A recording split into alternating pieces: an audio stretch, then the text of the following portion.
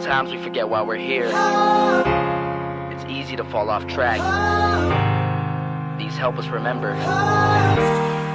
These battle scars don't look like they're faded, don't look like they're ever gone away. They ain't never gonna change. These battles. Growing up, I had a dream, something no one else could see. Tell me what it means when your faith is falling beneath your knees and you can't breathe. Everything you see reminds you of what you're not or something you won't be. You gotta take what you're given, that's how we live it. Don't be mad at the system, it's simply how we've existed. I hear a lot of people talking like they politicians or choose to be an accountant because it's safe in a business. Not because they wanna do it, just because they heard it pays. And who the fuck wants to be poor knowing that's how we've been raised? Society is getting heavy, I can feel the weight. The pressure of success is like 100 million pounds of shame. And that's the reason I'm staying up late, trying to find a way to escape the stereotypes this day and age is making me feel like the only way I'll be happy is getting signed to a label and making money through rapping. I wanna share my emotion because this world is attacking the very principle of life that lets the people be happy. If you don't have a reason to breathe, why even live? These battle scars are impressions of everything that it is. Scars don't look like they're faded, don't look like they're ever gone away. They ain't never gonna change. These battle scars don't look like they're faded, don't look like they're ever gone away. They ain't never gonna change. These battles. Now, if I had a voice that reached 100 million people, I'd tell them there's a reason that we're all created equal. Cause some decide to be great and some decide a sequel to an average person's life is simply what they want to be. So you make your decision, all I know is what I'm given. Won't define the life I lead or the way I dwell in existence. I've seen a greater image on the walls of where I'm living, and the words twisted and scripted remind me of something written. Faith is a gift that is given down to the people. If one believes it, one receives it. It's given if it is needed.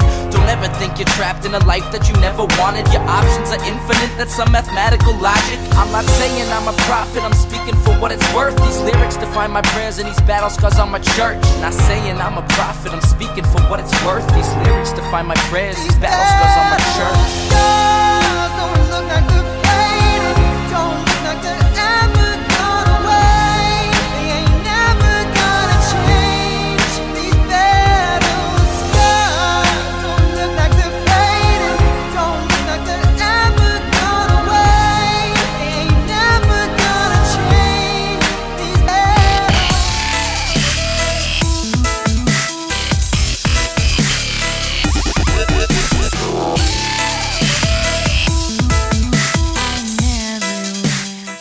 Okay, that is the wrong camera. That's the little side camera. But hello there from the side. Why isn't my iPhone? This happens to me all of the time. We definitely do not want the side camera. So let's get this worked out. Here we go. Come on. Come on, you can do it. Trying to get my iPhone camera started up. It doesn't want to, does it? 1 second here. Still trying to get it. Otherwise, we're going to have the side view.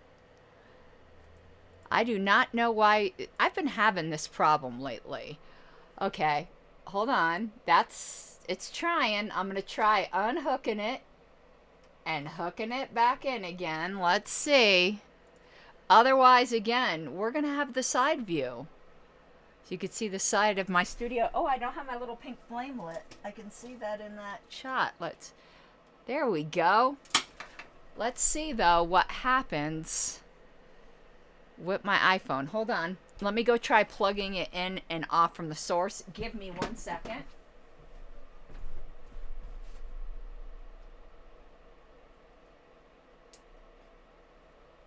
Let's see if this works now. This is so weird that I can't get my iPhone to work. Okay, and I don't like the way that thing is giving me bleed in the background because I think this is the camera we're going to have to use. Oh well. Okay, I guess I'm going to be facing this way a little bit. Let me see if I can bring this over. Okay, well, this is a weird shot because I keep wanting to look at my screen. rather than at the camera, but I can't get the iPhone one to work. I'm going to try one other thing. Give me 1 second. Trying one other thing. I'm going to try rebooting this program and see if that works.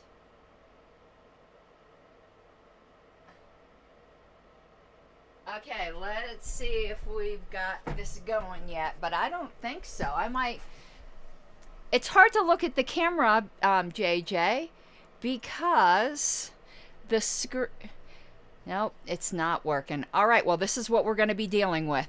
Can't look at the camera because it's over to the side here, and I'm looking at the screen in order to look at comments, but I can look at the camera somewhat.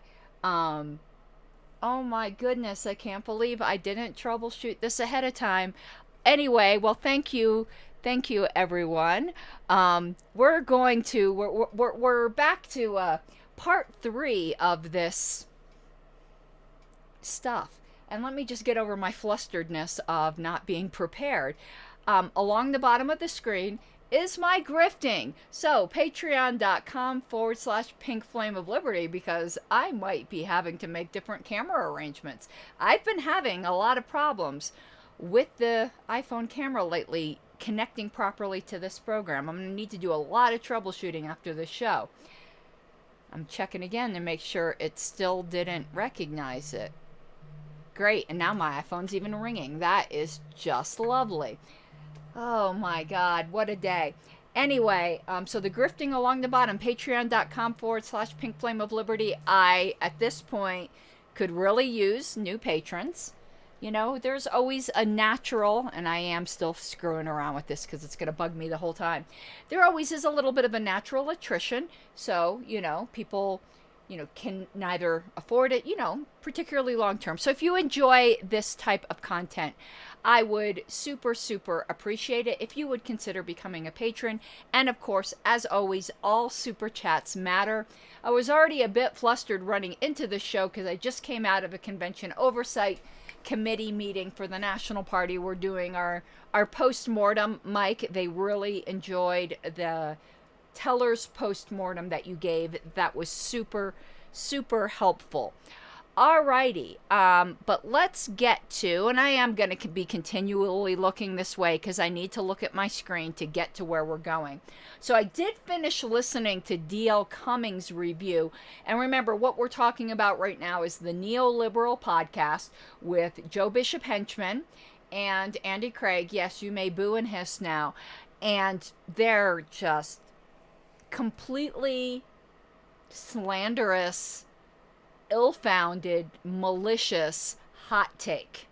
Now, me saying that for me, that's, you know, I don't hold back. Go listen to Liberty Dad, D.L. Cummings' review of this. He, of course, did in 30 minutes what takes me 6 hours to do. But his assessment of it at the end makes mine look downright kind.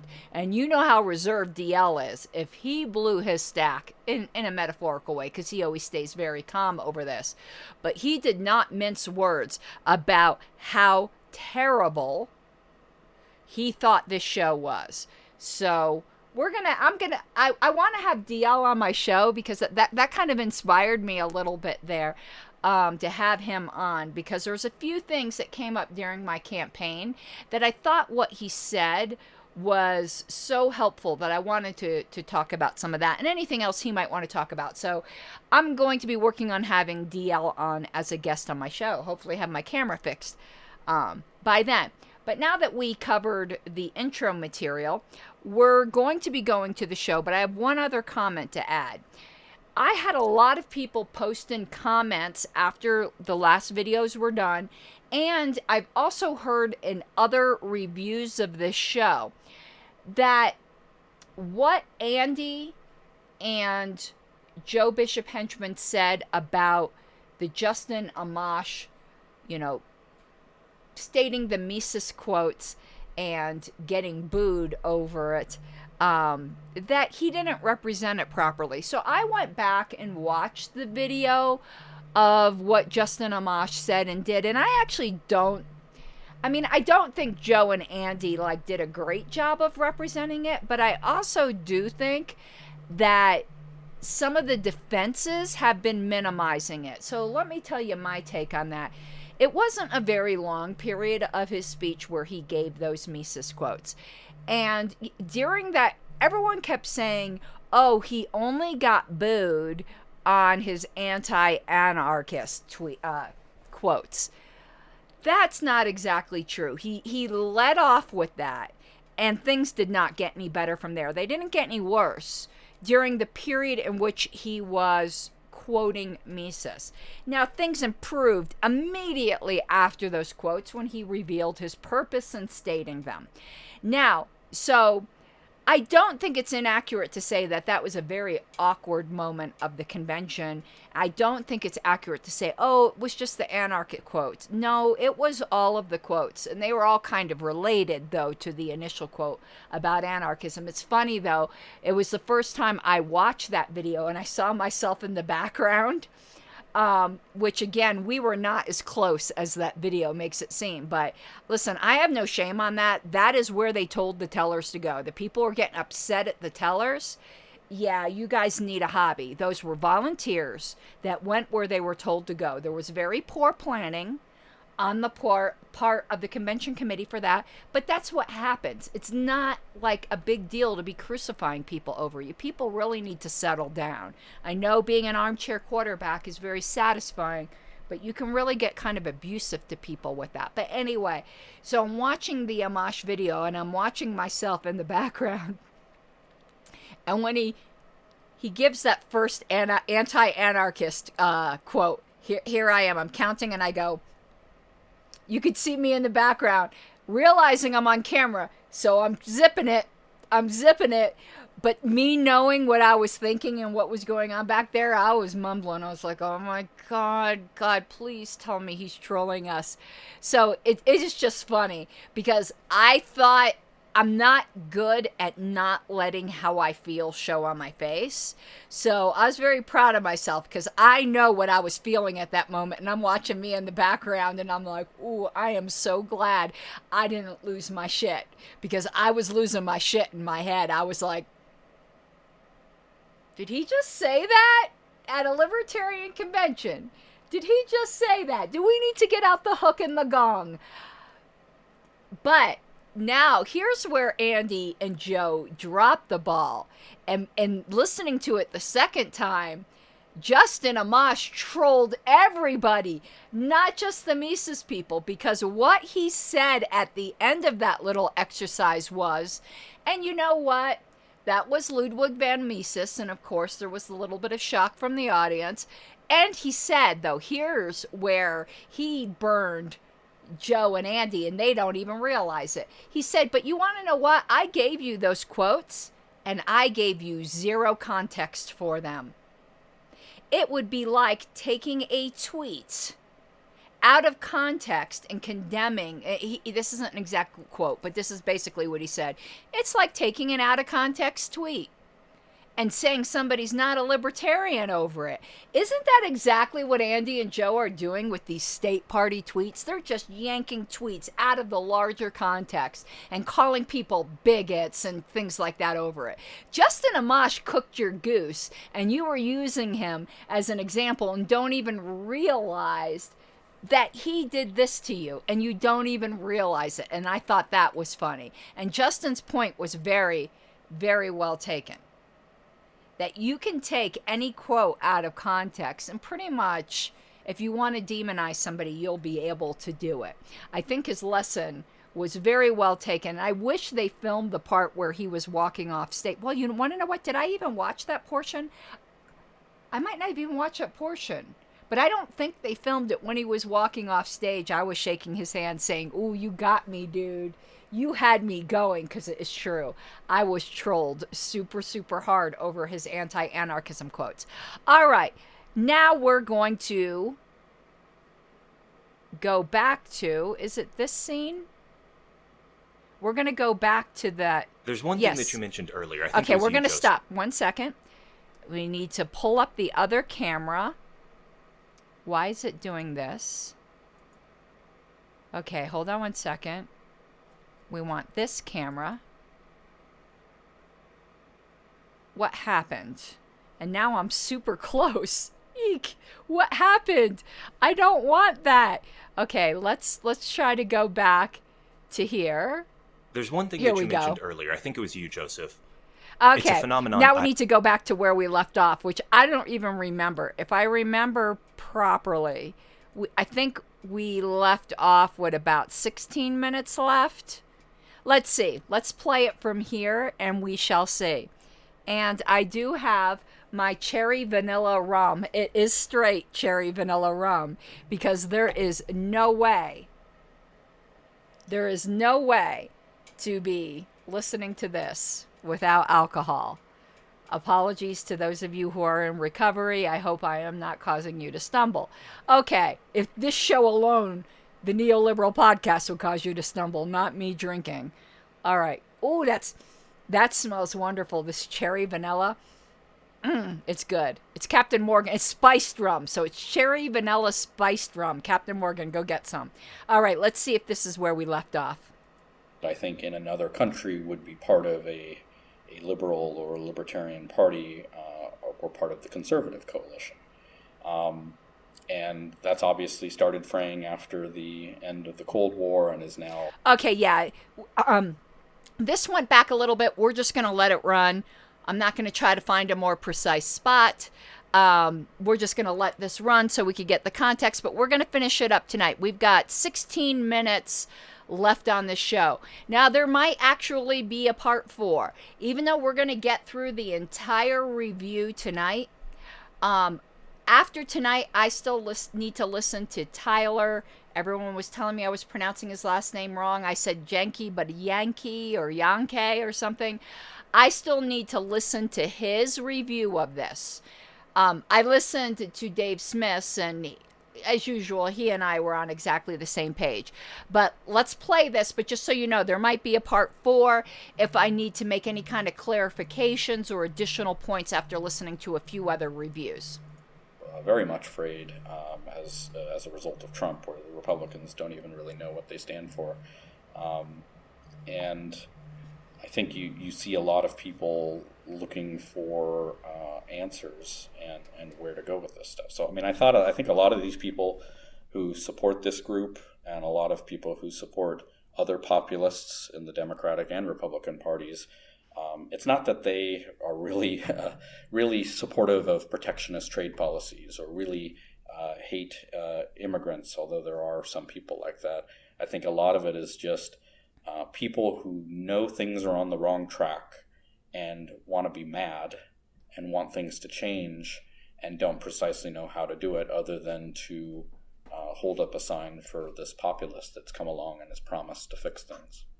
Oh, God, that is such a shallow examination of populism. Populism can go really wrong, but populism could also go really right. And what's the opposite of populism? Elitism. And I think we are seeing that on display, in full gory display with Joe Bishop Henchman and Andy Craig. Now, populism can go awry.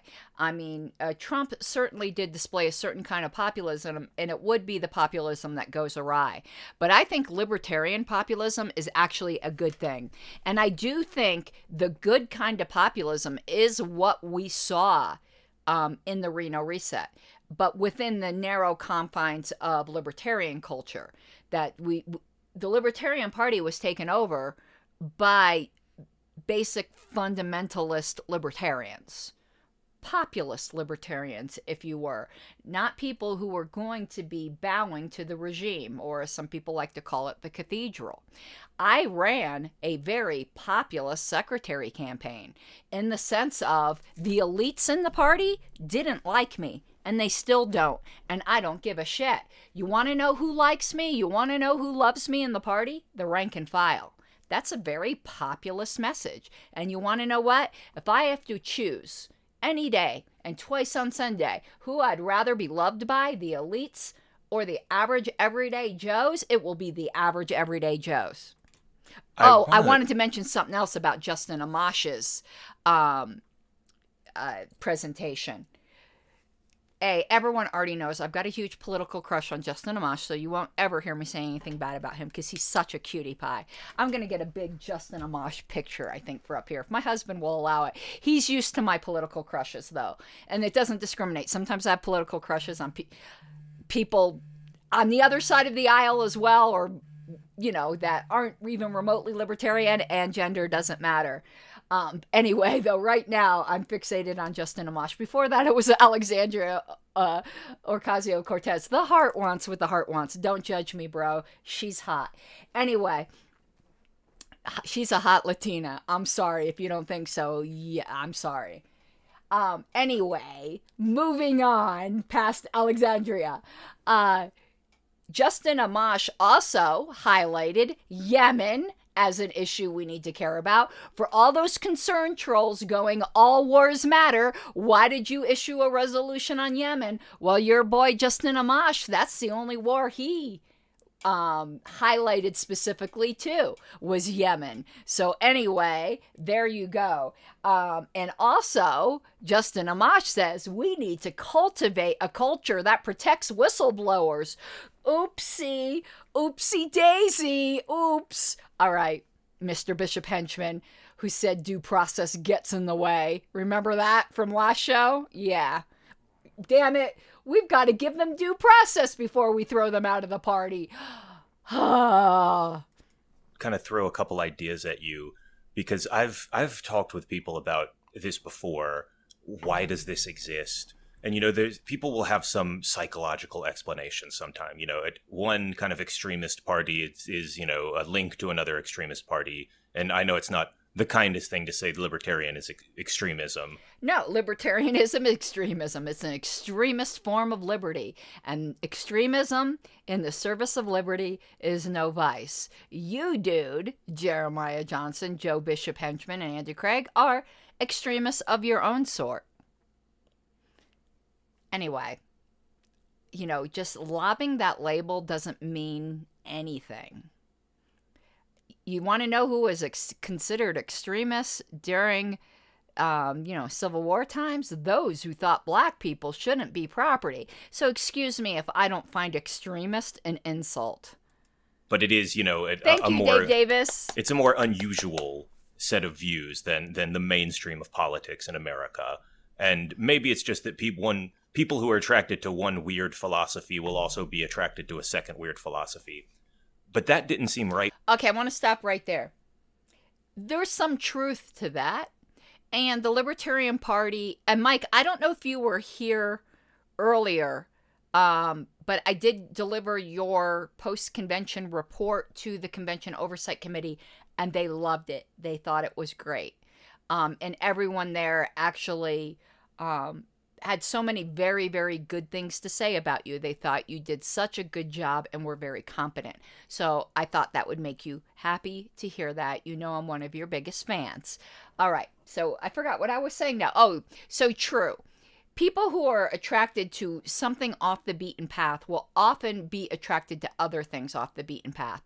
And I'm not exactly sure what the reasons for that is. Some of it could just be that more fringe movements attract fringe characters. So we do have our share of loonies. But also, I think once your eyes have been opened to the fact that the majority of people can be wrong, because that's obviously what we believe as libertarians, you become a little bit more tolerant to the idea that that might be true in other areas of life. And I'm a good example of that.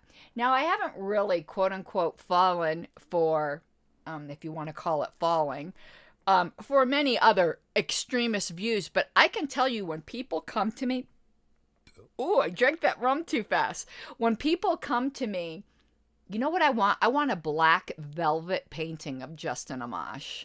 That would be like the ultimate in cuteness and tackiness at the same time. Can someone do that for me? I want, you know, like the dogs playing poker in that black, dark, and it needs to be black light lit too. That's what I need. I think he would be horrified. How did I get off on that? So, yes, ever since I became open to libertarian ideas and realizing that I believe that the way most people think of government is absolutely and utterly wrong, And I do feel a kinship with the few abolitionists that started speaking out that owning other people was wrong, even though it had been done for thousands of years. In fact, slavery was a norm, in human society since its beginning. It was really a very radical idea. But anyway, I do become more tolerant, at least to hearing other people out. Now, I know people are going to laugh at me for this, but I actually don't think this is a vice. I think it's a virtue. When I first heard of flat earthers, don't get worried, I'm not a flat earther. I'm completely team globe, ball earth. What's the pejorative that flat earthers use? Ball earth. I'm completely on team ball earth. However, when I first realized that there were flat earthers that were serious, that they weren't just trolling it for a while, I thought they were like the birds aren't real people. I thought they were just trolling. But when I realized there were people who actually believed in it, you want to know what I did? The first thing I did wasn't dismiss them out of hand. I actually went and watched about 40 hours of their videos. I wanted to understand why they believed what they believed, and I was actually completely open to the fact that that could be the case. I listened to them. I listened to their opponents. I used my noodle, and I came to my own conclusions. So yes, becoming a libertarian has made it so that I do not dismiss people out of hand. When people come to me with a conspiracy theory, particularly when it's more than one person, it's a core group of people who seem sane, I do examine what they believe and come to my own conclusions. I no longer just reject things out of hand. Where's that book? Where'd I put it? Oh my God. I want to read you something. This is going to come up. This just made me think of this. This is for my patrons. I'm going to be recording right after this another installment of my review of The Problem of Political Authority by Michael Huemer. Oh my God. What a great book. I still subscribe to Flat Earth videos, by the way, Robert. I find it fascinating the way they think. I don't agree with them, but I like thinking that's off the beaten path. And I like people doing their own experiments, even if they're flawed. I like to try to find the flaws in what they think. Anyway, just something in here. This is a great quote from Michael Huemer. He said, "My political philosophy is a form of anarchism." Amen. Preach it, brother. "In my experience, most people appear to be convinced that anarchism is obvious nonsense, an idea that can be refuted within 30 seconds with minimal reflection. It's also my experience that people who harbor this attitude have no idea what anarchists actually think, how anarchists think society should function, or how they respond to the 30-second objections.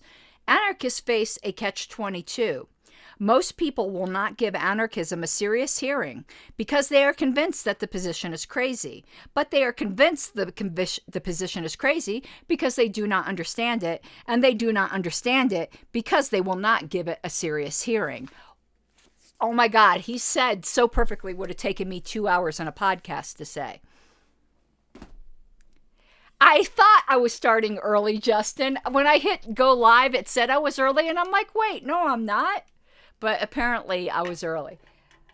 You know me. It's always a long lead up. There's a lot of foreplay in my videos. Hold on. Where is it? Boom, chicka, wow, wow. There's always a lot of foreplay. Objection, speculative. Yeah, okay. I'll give you that one, the fishy man. So we haven't covered very much. We did all the intro stuff, and we talked a lot about my undying love for Justin Amash. So I used to be like that. If you had said, I've joked about this before. If you had said to me, I'm going to make a prediction. If you were like a fortune teller, I almost said something politically incorrect and said gypsy and realized you're not allowed to say that anymore. Even though I was just listening to the Cher song, Gypsies, Tramps, and Thieves. I guess Cher is a bigot now. I was born in the wagon of a traveling show. My mama used to dance for the money they'd throw. I love Cher, sorry. Yes, you can give me a super chat not to sing anymore. You can give me thank you, Hannah. Oh, thank you, Hannah. I can sing entirety of Gypsies, Tramps, and Thieves, in case you were curious. Not that that's something you ever wanted to know, but I can sing the entirety of that song. Anyway, now I'm like so tempted. Oh, okay. So like say there was a fortune teller, we won't use the word gypsy, that you're tempting me, Mr. Universe. You're tempting me. I might have to this might be how I have to force super chats is I'll sing if I don't get super chats. So say a fortune teller came to me and said, "I'm going to make a prediction. In 10 years, you're going to A, be an anarchist, B, give birth to quintuplets, C, I don't know, make up any kind of outlandish things." I would have picked the quintuplets. The last choice would have been be an anarchist, because that idea is obviously ridiculous, isn't it? It's obviously ridiculous. So now that I've now become one of the ridiculous people, I don't dismiss anybody out of hand. I like to understand people. I like minds that think differently, even if I don't agree with them. Unfortunately, flat earthers, if you befriend them, they end up being like monomaniacs about their special interest. I swear they all just have a really extreme form of autism, and I say that as an autist myself. It's hard to be friends with those people because that's all they want to talk about, but I do like talking about fringe theories. I love it. I learn a lot that way. I can tell you some fringe theories that I used to give a lot of credence to, but I've since come to disprove myself, as I used to be a young earth creationist. But it wasn't doing my own research and examination with my own mind caused me to reject that. But I've learned some interesting fringe theories like white hole cosmology. If you never heard of white hole cosmology, it's a way to explain the dilation of time and how you could explain distant starlight in a young universe without like hand waving things like, oh, well, God created the light mid-transit, which is just completely dumb, but a lot of Christians think that. Now, I'm not a young earth creationist anymore, not at all, but I like exercising my mind in that way. Ghost, I might be able to make a compelling argument for anarchism if you're already a menarchist. I'm very good at convincing menarchists of anarchy. If you've already made it to menarchy, I can convince you of anarchy, most likely, if we ground. Okay, let me qualify that more. If you ground your menarchy in ethics and be it either deontology or how do you pronounce it?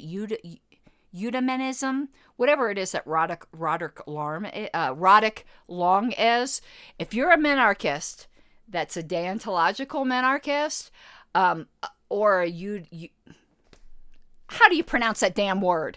Let me look at it. Can somebody, the book is very spicy. You should get it, Robert. And if you're not a Patreon, you should become one. Even at $1 a month, you can then you can go along the book with me. And I had just finished Radicals for Capitalism. Roderick Long, how do you pronounce it? It's eudaimonism, eudaimonia. Here it is. Hold on. It's something that I've kind of been looking into. How do you pronounce it? Because it's very similar to deontology, but I want to look how to pronounce it. Pronounce it. Here it goes.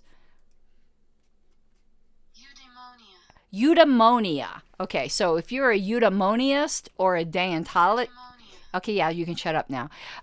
Sorry, I don't know if you could hear that. Did that play over the speaker? Let me see.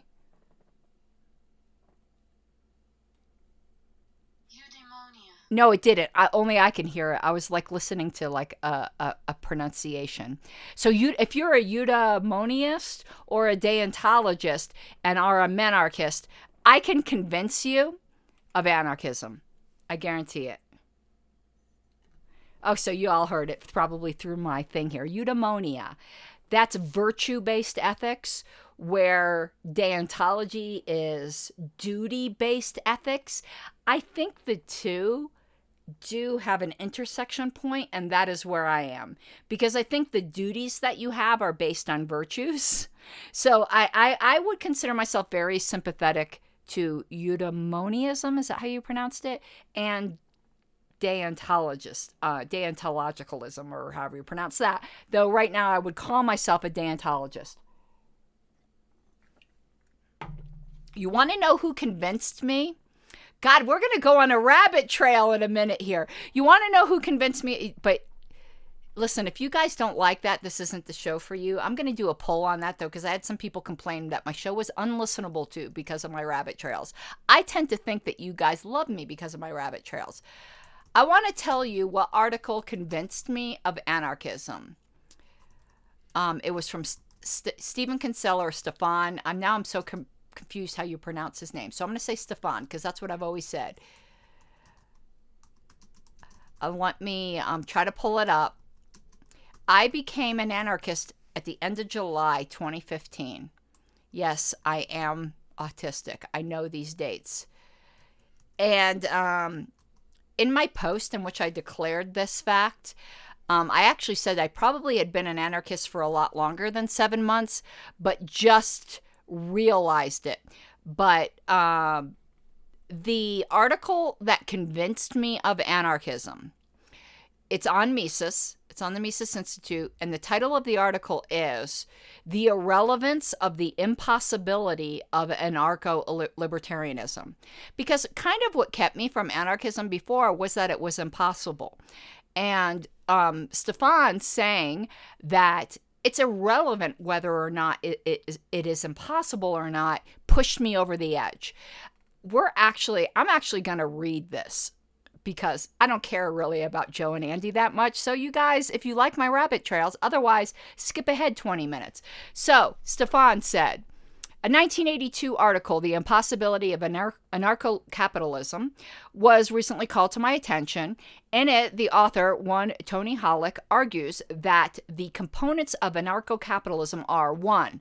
A belief that a fully fledged free market private property-based social order can be realized and maintained without the existence of a single, finally arbitrary system of lawmaking and enforcement which asserts jurisdiction over non-consenting parties. Number 2, a preference for the imagined advantages of that social order, however conceived.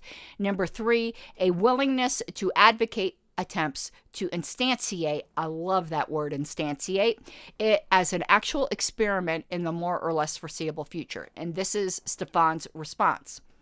This type of argument is typical of those who want to argue for states and the aggression states commit while still adopting the libertarian label.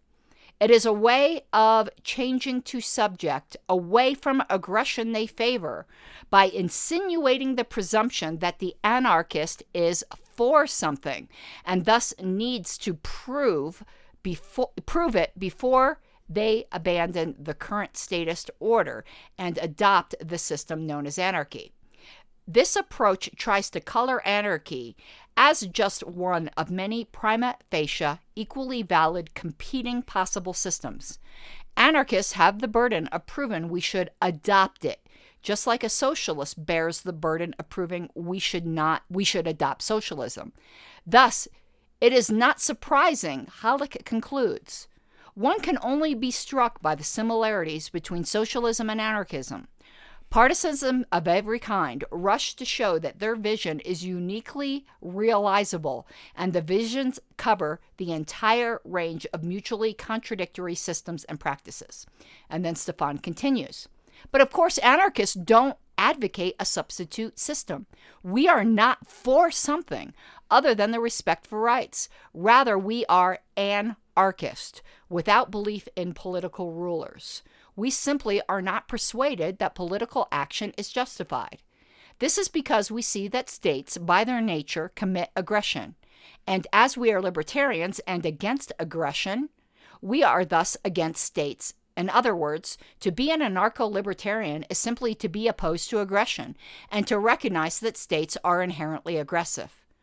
It does not mean, for example, as Halleck asserts, that we anarchists, qua anarchists, maintain a belief that a fully fledged free market private property based social order can be realized and maintained without whatever. The anarchist is not someone who has a belief about what will work. Rather, he is someone who opposes aggression in all of its forms.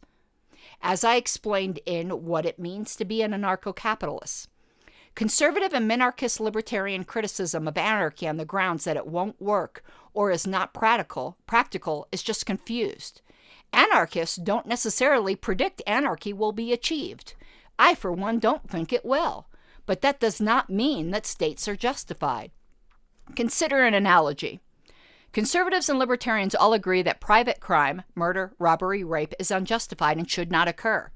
Yet no matter how good most men become, there will always be at least some small element who will resort to crime. Crime will always be with us, yet we still condemn crime and work to reduce it. Is it logically possible there could be no crime? Sure. Everyone could voluntarily choose to respect others' rights. Then there would be no crime. It's easy to imagine. But given our experience with human nature and interaction, it is safe to say there will always be crime. Nevertheless, we still proclaim crime to be evil and unjustified in the face of the inevitability of its recurrence.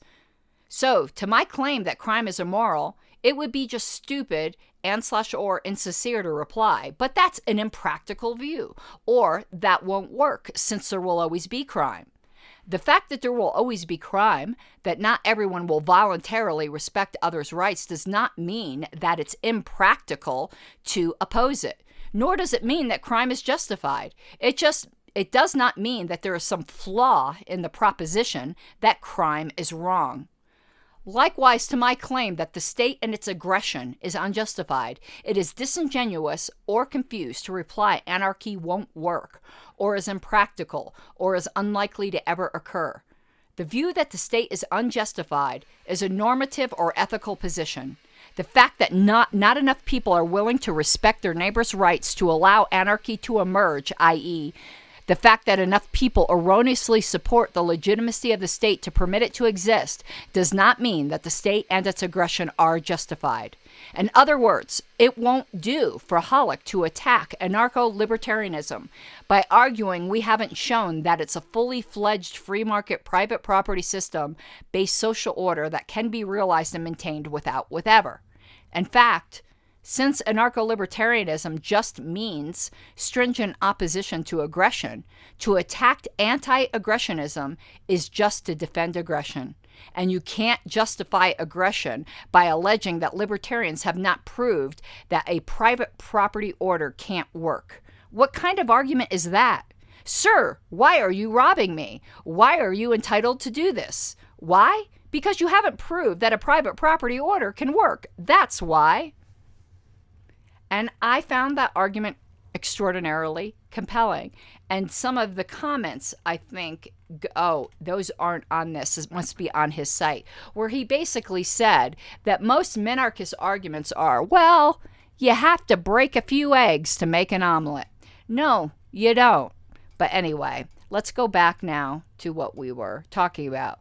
I was just letting you know what pushed me over the edge. But when I read that article, I realized that I probably had been an anarchist for a few months prior to realizing it.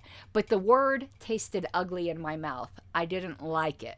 Now I kind of embrace like the shock value of it. But back then, I really shied away from the shock value of it. Funny story, Daniel Hayes will tell you this. Wayne realized I was an anarchist way before I did. We were lying in bed one night and he looked over at me. He goes, "You're an anarchist now, aren't you?" And I was like, no! Anyway, let's continue. To me, because you don't see like a libertarian to Green Party pipeline the way that you sometimes see this libertarian to alt-right pipeline. One of the things that I've read that made the most sense to me comes from Sam Hammond at the Niskanen Center, which is libertarian-ish, liberaltarian maybe. I'm trying to get them, honestly, to just call themselves neoliberal at this point, but give me some time. But Sam Hammond wrote a piece about this kind of linkage.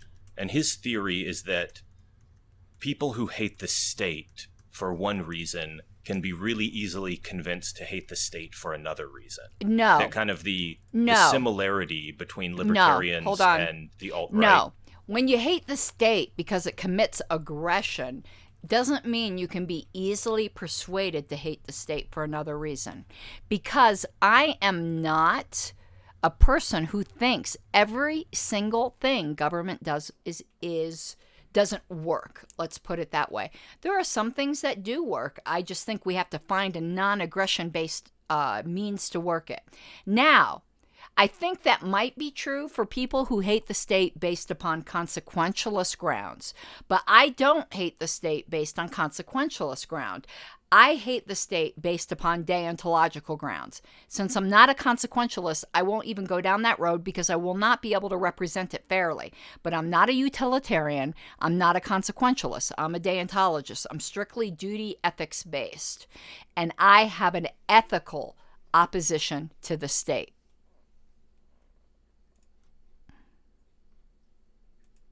Is that they both view the state as illegitimate to some extent, but for different reasons. The libertarians would have a more philosophical objection to high taxes and the non-aggression principle and things like that.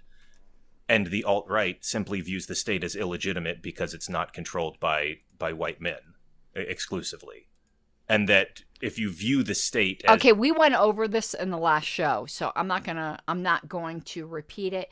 They do not view the state as inherently unjustified the way libertarians, or more particularly anarcho-libertarians, would. They view the state as abdicating its duties to allow their alleged super race to rule. That is vastly, vastly different. This illegitimate force, that it's easy to kind of transition from one reason of illegitimacy to another. So I'd love to get your reaction to that, I guess, just if you're familiar with that line of thinking or not. Do you think that there's any truth there? I think there's something to that. I mean, to begin with, the first part of your question is it's true that there's a kind of marginal ideologies selection effect. Where, and I should say this happens on the left too. You could talk about a Green Party to socialism. Robert, didn't you know I'm a white man? I'm not going to pull down my pants because that would reveal the truth of the matter. However, I want to go into, and plus I'm super feminine, except for my I'm super feminine in most ways, as can be told by like the outward indicators I give of gender. But anyway, I'm sure all of these comments are going to get me in trouble because as a woman, I'm not allowed to say what a woman is. How misogynistic can you get? I'm sorry. To say that you have to be a biologist to define what a woman is the most misogynistic thing anyone can say, and you can kiss my ass.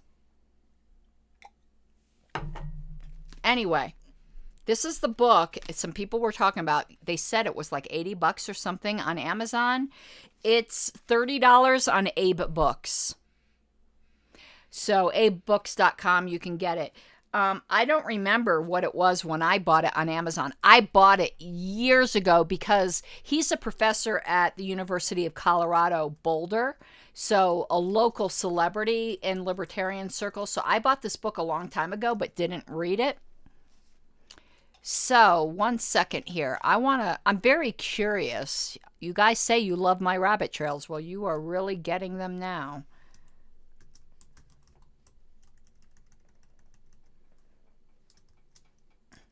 Yeah, I see we have a Twitch scholar here who really doesn't give a shit about the subject of the stream.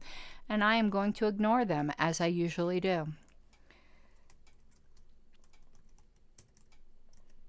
I think I'm going to stop simultaneously streaming to Twitch. But I like Chuck Moulton to show up. And that's the only reason I stream to Twitch.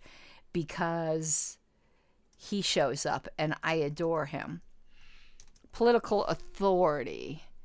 It's not coming up. I was trying to see how much I paid for this, but I think I paid about $20 for it. So, Paying $30 for it on Abe Books like 5 years later is not bad. So if you want to go through this book with me, get it on Abe Books.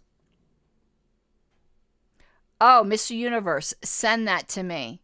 I'll give you mod powers on Twitch, because the biggest problems I have is Twitch streamers Twitch commenters either being very, very abusive or going wildly off topic, and I just have to ignore them. I don't know what it is about Twitch that like encourages that kind of behavior, because like on topic comments, I completely welcome, even if they disagree with me. But when you go wildly off topic, and that just seems to be a Twitch thing.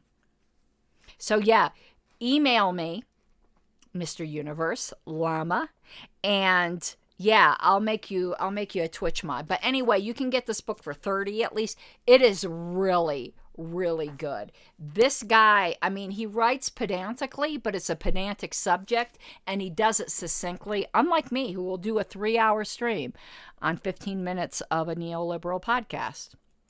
Weird, tanky communism pipeline. Right. No, that's absolutely the case. And, you know, I was explaining earlier the kind of on their own terms theory of the paleo strategy is what they called it. But it basically is that. Like, it's not even unwitting to the like theorists of it. These people hate the state. We hate the state. We should go cozy up to them. Okay, I'm going to immediately pull that as bullshit and say it was the friends of Andy Craig and Joe Bishop Henchman that were trying to make that argument and got thoroughly repudiated. How many of you are thinking what I'm thinking? Oh, I want to know. So he basically said that you're natural bed buddies with people who also hate the state. Really? That sounds like the New Orleans Accord to me. That sounds like a quote-unquote bottom unity to me. And that was rejected by the Libertarian Party. Not the current Libertarian Party, but the Libertarian Party of Nick Sarwark's reign. No, we do not have anything in common with anarcho-communists just because they also hate the state. You are taking the crocodile, Andy. And by the way, speaking of Twitch, I think I'm going to start doing, because people have told me, like, you know, I'm still very, very actively looking for another job, but I enjoy doing the libertarian stuff, which is why I keep pouring for super chats and Patreons. But people have told me that I'm really, really missing out on a Twitch stream of income. I think I'm going to start doing the LNC recaps, the weekly recaps on Twitch. That's very suited to that, so I think I'm going to start making that exclusive Twitch content. Yeah, as the show goes on, I am getting more and more drunk. Look at where I'm at with my pure rum. Where's Wayne? Wayne, I need more rum. I don't know if he's watching or not. My husband is the best. He's a saint. He watches nearly all of my content. And, you know, if you're... you know, I will say, though, that I've heard before a slightly different version of it, which is, well, you know, libertarians tend to have very radical views. You know, we're free speech absolutists. A lot of libertarians go really hard line on freedom of association, and how that can bump up against discrimination laws. And so, like, if you're committed to defending the rights of the worst, most unpopular people, racists and bigots and sexists and homophobes and all that, which... Lions and tigers and bears, oh my! Is that what anyone else thought? My God, could you string together a more just stereotypical list of insults? Andy Craig, okay. Subversive is mentioning that maybe Twitch wouldn't be a benefit to me. Chuck Moulton keeps selling me on it, so we'll see. I'm willing to see. Listen, if Eugenia Cooney can make a good living on Twitch, you know, basically by selling anorexia, there's no reason why I can't. But anyway, maybe I just do need to just do my OnlyFans of doing LNC commentary topless. I'm just joking. I know people have been very horrified by that idea. It's always been a running joke. No, I am not going to be doing a topless OnlyFans LNC commentary. No, at least not while I'm in office. Let's put it that way. Because I'm not looking to get removed again. I'm really not. That was traumatic. Speaking of that, like, I know people joke about this, but I literally still do have PTSD over that. Every night, I have nightmares over the last LNC. I'm not trying to get all, like, dark and serious here, but every night, I wake up with nightmares from the last LNC. I wish that wasn't the case. That is, like, super dark, but it's true. But it's true. So, what I was going to say about Andy. As is well known, as he will say, he's married to a man. He's an openly gay man. Good for him. I'm an openly bisexual woman. Good for me. Like, who cares? If I'm not looking to sleep with you, you shouldn't care. And I'm not looking to sleep with anybody but the state chair of Colorado, who's my husband. Yes, I am sleeping with the state chair. That's another ongoing inside joke. But the thing is, I have found that the LGBT community, which was, in fact, very much persecuted in America by mostly religious people in the past. And they are proving the maxim that I have, that the previously persecuted become the worst persecutors. Because Andy is acting just like the persecutors of gay people of old, just stringing together invectives of people who just simply disagree. Everybody into two parties, and makes it very hard for third parties to succeed even before you bring in all of the barriers and obstacles like restrictive ballot access laws and such. That speaking of restrictive ballot access laws, I'm going to keep saying this until it becomes very, very well known. Not that I think he should be crucified for it, but I do think people should be held to their own standards. Nick Sarwark, with his extreme wokeism that he has now, remember that Nick Sarwark was lambasted by Salon because Nick Sarwark actually said that libertarians suffering ballot access censorship is equivalent to Rosa Parks being required to sit at the back of the bus. Yes, he did. In the way. I'd be remiss not to mention our libertarian movement's history of fusion with the Republican Party as part of a... Sorry. It had nothing to do with what they said. For some reason, I inhaled my rum. And it had nothing to do with what they said. It just happened. Oh my God, that's not good. Don't inhale your rum. I think I'm a pirate today. Ahoy, matey, with my rum. I love rum, by the way. Super chats for more rum. Is it como está? I thought it was always como estás. Is there any Hispanic persons in my audience? I have a love affair with Spanish. I don't know it very well, and I don't know why I love it so much. And I'm not at all, even remotely, fluent in Spanish, but I adore it. I absolutely adore it. And one of my life goals on my bucket list is to become fluent in Spanish. Not Spain Spanish, but Latin American Spanish. And there's one big difference. Those of you who are Hispanic here will know it. Like gracias. That's a Latin American. Spain Spanish says gracias. They put a TH in there. By the way, do you want to know how somebody does not know Spanish? Is if they say no problema. Because problem is a feminine noun. It's no problema. As most guys should know. I don't know why men say no problemo, making it masculine. We all know that most females are a problem. It's no problema. Anyway. Como está is polite? Okay. Thank you very much, Stoltz. Again, nowhere near fluent. But I have a love affair with Spanish.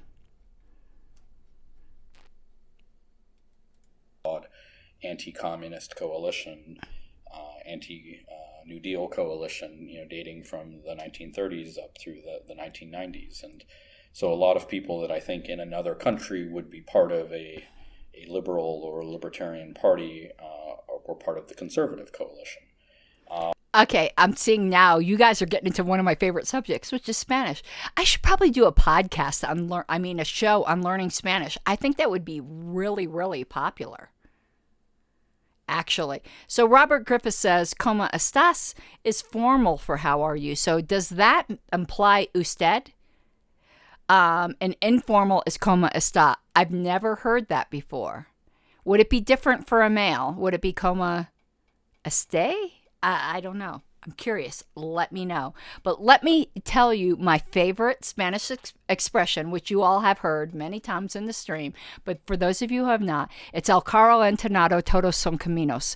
That is my favorite Spanish idiom. And it basically, like translated literally, means to a crazy car, everything is a road. But it basically means that to an unscrupulous person, every avenue is open. You don't mind running over people. But to hear it again, el carro entonado, todos son caminos. And that's obviously started fraying after the end of the Cold War and is now very much frayed as a result of Trump, where the Republicans don't even really know what they stand for. Okay, wait. I see H. Reardon. It's "Where's the bathroom?" I don't know the second one. L, the cuto para cabellos. I don't know what that is. I know donde es el baño. It'd be baña for ladies' restroom. It'd be donde es la baña for ladies' restroom. But I don't know the other one. I have un gato en mi... You're missing your pants? And I think you see a lot of people looking for answers and where to go with this stuff. So, I mean, I think a lot of these people who support this group and a lot of people who support other populists in the Democratic and Republican parties, it's not that they are really supportive of protectionist trade policies or really This is going really off track, so I'm just going to let it go. I don't even know what the fuck he is talking about. But I definitely need more rum. I'm out of rum. My glass appears to have a hole in the bottom. There's a hole in the bucket, dear Liza. Sorry. Immigrants, although there are some people like that. I think a lot of it is just people who know things are on the wrong track and want to be mad and want things to change and don't precisely know how to do it other than to hold up a sign for this populist that's come along and has promised to fix things. I want to kind of throw a couple ideas at you because I've talked with people about this before. Why does this exist? And, there's people will have some psychological explanation sometime. One kind of extremist party is a link to another extremist party. And I know it's not the kindest thing to say Libertarian is extremism, but it is, a more Wait, stop, Justin. Did Reason actually publish an article opposed to repealing the gas tax? My God. Okay. I can't say I'm surprised. And yes, we know. Considering that more than half of the Mises Caucus is anarchists, yeah. Dual set of views than the mainstream of politics in America. And maybe it's just that people who are attracted to one weird philosophy will also be attracted to a second weird philosophy. But that didn't seem right to me because you don't see like a libertarian to Green Party pipeline the way that you sometimes see this libertarian. Okay, I think we went through this last time. We actually do. I have seen a libertarian to American, Socialist Workers Party pipeline. The fact is, when people leave the major parties, oftentimes the first minor party they'll encounter is the Libertarian Party because they are America's third largest political party. But oftentimes, they will progress on. Progress is a relative term. For them, in their personal development, it's progression. As libertarians, we would think is regression. But a lot of times, they will move on to other third parties, sometimes absolutely communist parties. We saw that with Matt Cornell, didn't we? To claim there isn't a pipeline, the minute you get out of the duopoly, oftentimes the first alternative party you will encounter is the Libertarians. The word pipeline is so suggestive of causation rather than correlation. It's correlation, it's not causation. Alt-right pipeline. One of the things that I've read that made the most sense to me comes from... Ghost VA2PA. Says you just joined the LP today. Welcome. I hope you get really, really involved. Hammond at the Niskanen Center, which is libertarian-ish. Libertarian, maybe. I'm trying to get them, honestly, to just call themselves neoliberal at this point, but give me some time. But Sam Hammond wrote a piece about... God, this is so boring at this point. This kind of I'm sorry, linkage. we're just going to listen through this, and I'm going to talk over the really boring people who hate the part. State for one reason can be really easily convinced to hate the state for another reason. That kind of Didn't he just say this? By the way, the ladies who are wondering about the eyelashes, is that they we're both going to talk view the makeup state here for a as minute. illegitimate I'm going to close to my some eyes so extent, you can look at something, because I but want to for show you different something reasons. amazing. The libertarians would have a more philosophical objection to high taxes. Okay, and ladies, the you see non-aggression something principle and amazing? things like that. There's no fake And the lash line, alt-right simply because views this the is state as illegitimate Lashify, because which it's is not at-home controlled lash by white men, extensions. I'll show you exclusively. again. And that if you view the state as this illegitimate force, that it's easy to kind of transition from one reason of illegitimacy to another. I need So to I'd be a love to Lashify get your sponsor. reaction to that, I guess. Just if you're familiar with that line of thinking or not, do you think that there's any truth there? Oh I God, think there's the bad something to that. humidity I of my think- house is causing I my mean, to hair begin to with, fall. the first part of your question is it's true that there's a kind of marginal ideologies. I know he's selected. repeating himself And I badly, should say, JJ. this happens on the left too. You could Yeah. talk about a Green Party to socialism to weird tanky communism pipeline. Right. No, that's absolutely This the is case. so And, fucking I was irrelevant. claiming earlier, the kind of on their own terms theory of the paleo strategy is what they call it. Oh God, we already got But into it, this. It basically. So I'm gonna it talk basically over is him a that. bit. Like, it's not even. I am unwitting, wearing my bullet bra today. To the theorists of it. These people hate the state. We hate the state. We should go cozy up to them. And if you're, I will say though that I've heard before a slightly different version. Those of it, ladies which who are is, interested in also buying a well, bullet bra, go to libertarians, what tend to have Katie very did. radical views, we're free speech absolutists. A lot of libertarians go really hard line on freedom of association, and how that can bump up. Wait. against discrimination laws. Did he say some libertarians will go hardline on freedom of association? No, all libertarians who are consistent. I'm not going to say somebody who deviates on this one issue is not a libertarian. You know that's not my jam. I don't get into these purity spirals. However, if you're talking about pure libertarianism, no, it's not optional to go hardline on freedom of association. Freedom of association is a bedrock of libertarianism. And so, if you're committed to defending the rights of the worst, most unpopular people. You mean the way the ACLU did? Yes. Rights defense is for the worst, most unpopular people. Popular people don't need to be defended. And bigots and sexists and homophobes and all that, which I don't disagree with. I'm a hardline civil libertarian. I think the ACLU was right. Yeah, is that the the equivalent? Andy just all of a sudden, after all of that, say, yeah, but I'm a hardline civil libertarian. Is that the equivalent of a racist saying they have a black friend? I think it is. Right to march through Skokie. But if you're not careful, you can attract that sort of thing. There's a great line. I'm gonna share a line from a blog called Slate Star Codex that I think many of our listeners will be familiar with. I think the line goes something like, if you build a very conscientious movement that has a principled objection to witch hunts, you will end up with 3 principled libertarians and 17,000 witches. Yeah, no, that's part of it, but like Joe was hitting on, it is possible to do this correctly and not have that problem.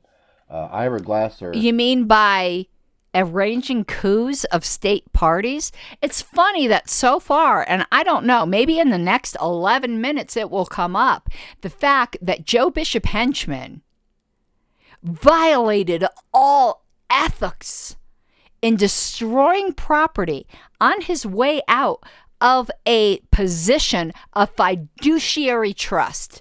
And if someone who actually believed in the bar, which I don't, reported him to the bar, he might actually be disbarred for. I don't believe in the cartel known as the bar because I don't believe in licensing laws. He does. I wonder how the bar would think about what he did. Defended the Nazis at Skokie. He did not slap on a swastika armband and join them. And so it is possible to do that, but for various reasons, some deliberate, libertarians have not done a terribly good job of that. And the party in particular did not do a good job of it. So he is the most boring person on the show that I've listened to in a long time. Understanding that this idea of a kind of coalition of the fringes, everybody against the establishment. Nobody is arguing for that. You can have somebody that really, really hates the government as it exists. No one is arguing for that. Fuck worse. off. Not better. I mean, like if you're a George Wallace segregationist, yeah, you really hate the federal government these days. But that doesn't make you a... My God. Dorothy, would you like some straw to light a light, the witch? My God, Andy, no one is arguing for this. All I can say is you and people like you are lucky that most people like me do not believe in defamation laws. Because even though I'm a public figure and defamation laws are notoriously difficult to prosecute, you have run afoul of this so many times, it's not even funny. But I don't believe in that. I believe in countering defamation with what I'm doing now. And the glad thing is, I probably have a bigger audience than you. And let me do my obligatory.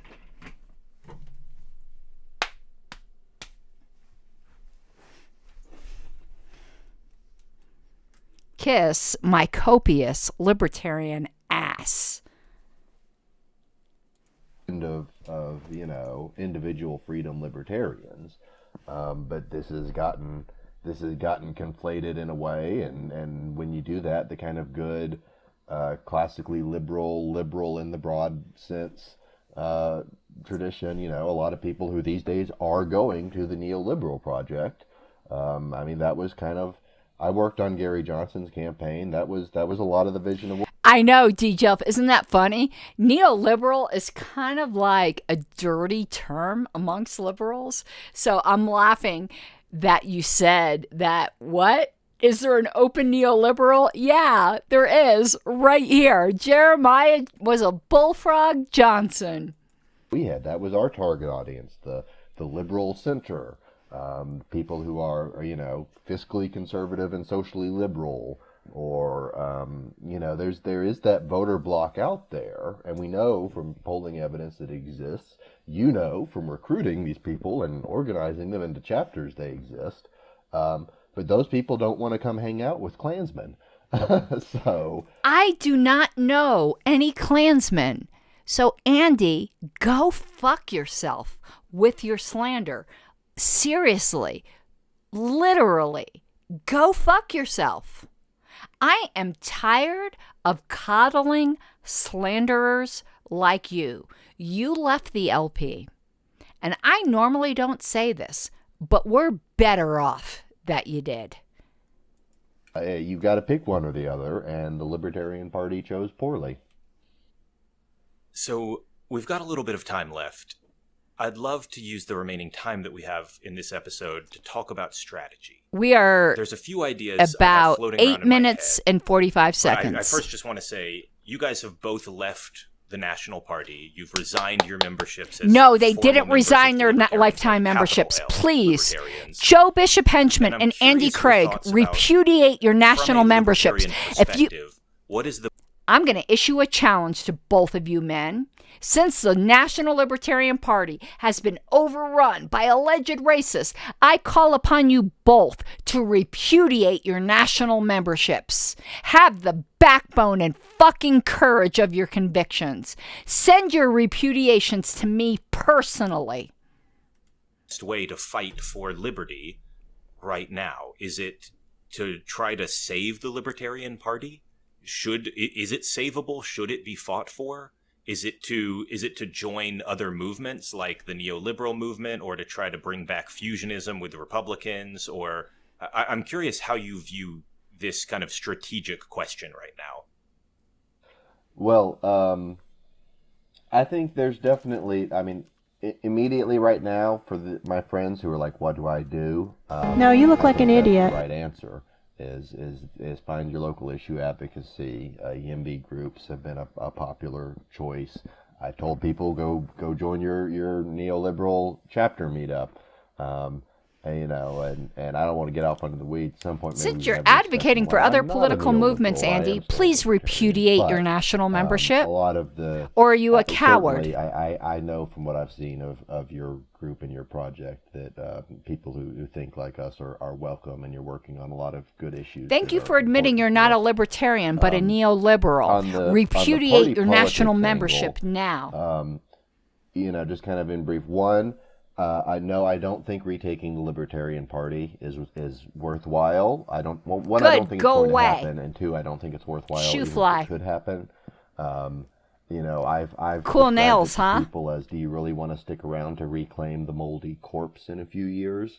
The brand value wasn't that great to begin with, as it's a lot much of better people now know. that you're not involved. But it's just going to be.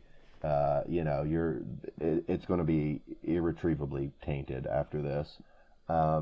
There has been some talk of new party, and I encourage new parties. I'm a big electoral I reform always guy, like Joe encourage mentioned. That's new one of parties. the things I work on in my day job. I do believe the two-party system in America is a problem, and it's a big part of what's driving polarization and the rise of illiberalism. And this kind of death I just spiral realized I didn't eat dinner. I'm hungry. Escalating polarization. And oh, so Offer, I am I so see in jealous. theory I wish value I could have gone to for Pork having Fest. a broadly liberal third party out there, but that's very hard. It's going to take a lot of work and effort. Just display something that will trigger Andy. There are still a few state libertarian parties that are in good hands, that are people doing good work. I think the only way they save themselves is if they split off and leave. So Andy out of the is 3 or 4 encouraging state maybe parties to state disaffiliate. parties that have not been Ain't overrun, that special? My advice to them is save yourself while you can. And take yourself as out if of the national leadership of Party, state which is parties have something that they can do, and they can authority keep their ballot without a status vote and- of their membership. and He's such a maybe rename or fucking rebrand, tyrant call yourself authoritarian. Liberty, call yourself liberal, maybe.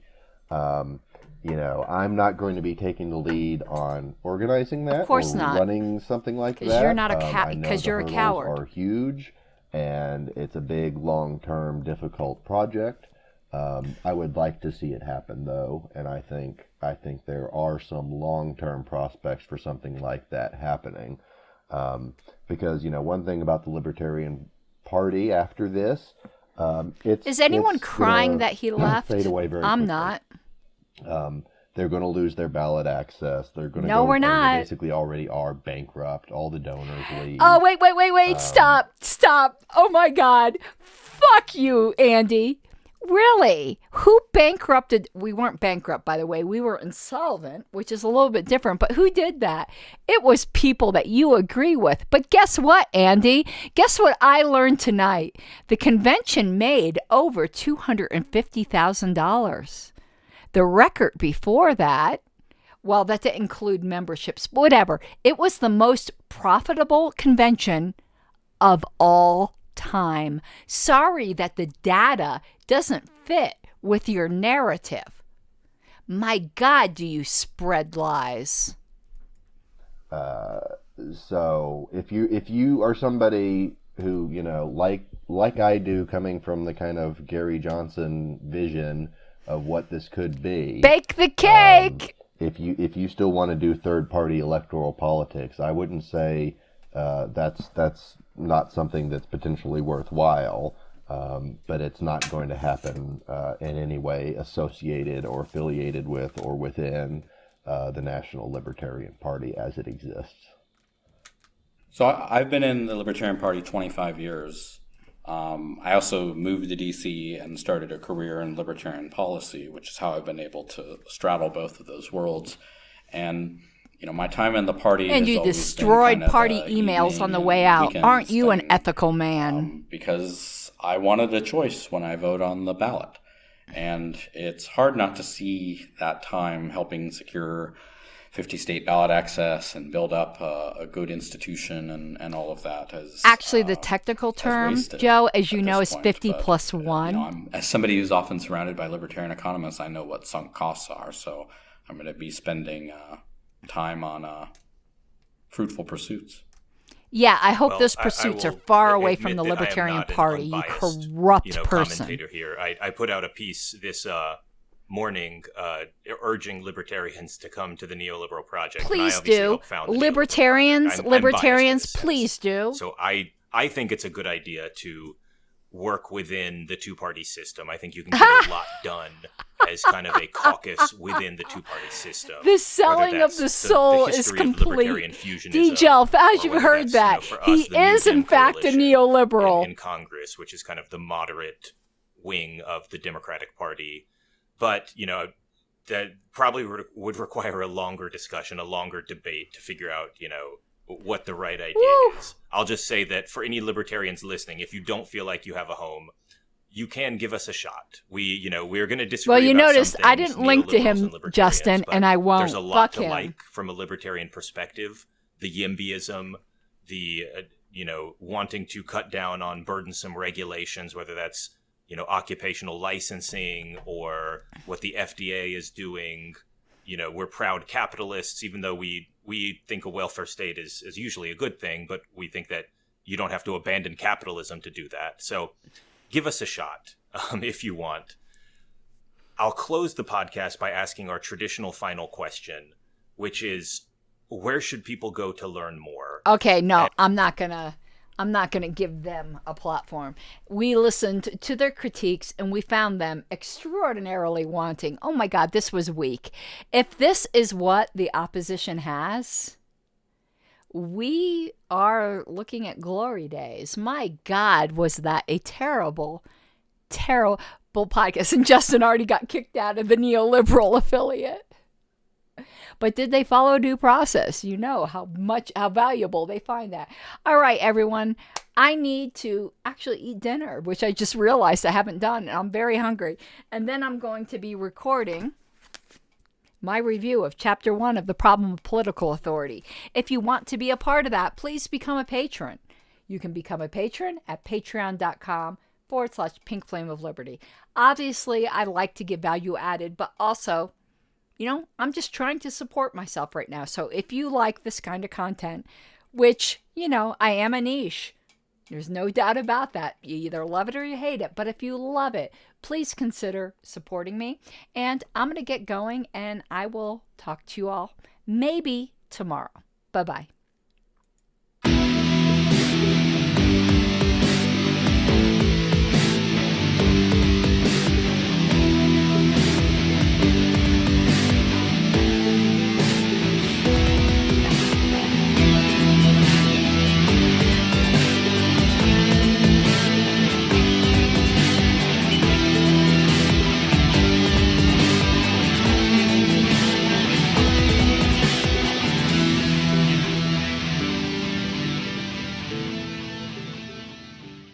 gotta take what you're given, that's how we live it. Don't be mad at the system, it's simply how we've existed. I hear a lot of people talking like they politicians and choose to be an accountant because it's safe in a business.